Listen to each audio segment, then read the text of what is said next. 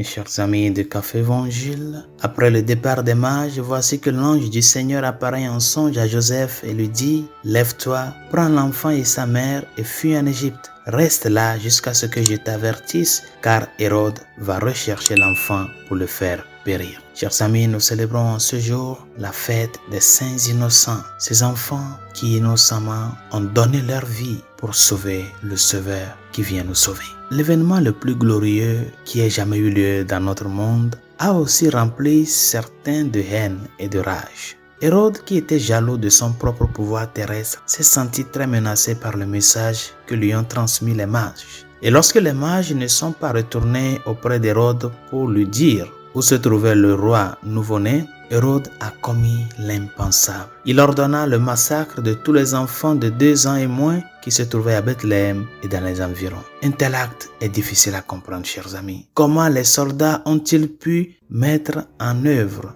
un complot aussi diabolique? Imaginez le deuil profond et la dévastation de tant de familles qui en ont résulté. Comment un dirigeant civil a-t-il pu assassiner autant d'enfants innocents?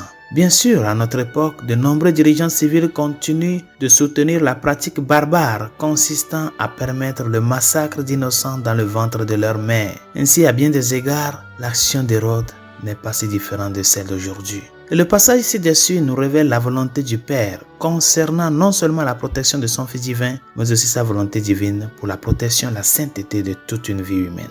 C'est Satan qui a incité Hérode à tuer ses enfants précieux et innocents il y a si longtemps. Et c'est Satan qui continue à promouvoir une culture de la mort et de destruction aujourd'hui. Quelle doit être notre réponse, chers amis? Comme Saint Joseph, nous devons considérer qu'il est de notre devoir solennel de protéger les plus innocents et les plus vulnérables avec une détermination inébranlable. Bien que ce nouveau-né soit Dieu et que le Père Céleste aurait pu protéger son Fils avec une myriade d'anges, le Père a voulu qu'un homme, Saint Joseph, protège son Fils. Et c'est pourquoi nous devrions également entendre le Père appeler chacun d'entre nous à faire tout ce qui est en son pouvoir pour protéger les innocents et les plus vulnérables, en particulier l'enfant dans le ventre de sa mère. C'est notre mission, chers amis, de lutter contre l'avortement, de lutter pour défendre la vie humaine depuis sa conception jusqu'à la mort naturelle. Ne nous transformons pas en des Hérodes.